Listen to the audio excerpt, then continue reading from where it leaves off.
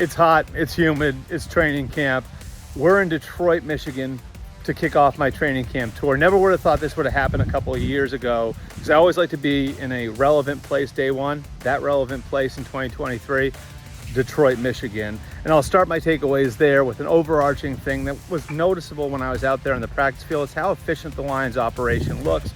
Had the chance to sit down with Brad Holmes, Dan Campbell, and Jared Goff after practice. They all mentioned how there's barely been any repeated plays through 3 days of training camp. They haven't had to correct a lot. It certainly wouldn't have been the case the last couple of years. This team has the look of a contender. Not saying they're going to get there, but the end of last year is a good sign, and you're seeing good signs of where they are as a program through the first 3 days of training camp. Takeaway number two, there's a difference roster-wise. It's in the flexibility on the back end on defense.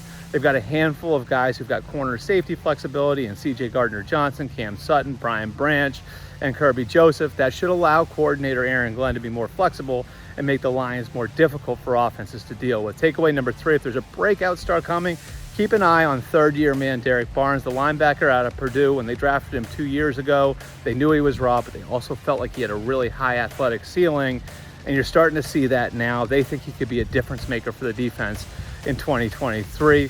Takeaway number four, the Alabama rookies look like they are absolutely ready to roll, which is to their reputation. In fact, when Jahmyr Gibbs came in here on his pre-draft visit, the Lions asked him, what's your greatest asset? He said, my mind.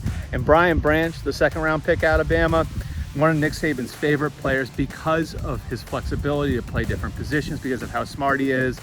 And those sorts of qualities should allow Gibbs, who's like an Alvin Kamara type of back, and again, Branch, who's a flexible defensive back, to get on the field right away. Finally, takeaway number five, if there is a dark horse here in camp, keep an eye on undrafted rookie Starling Thomas out of UAB. That's it from here. Next stop, Kansas City.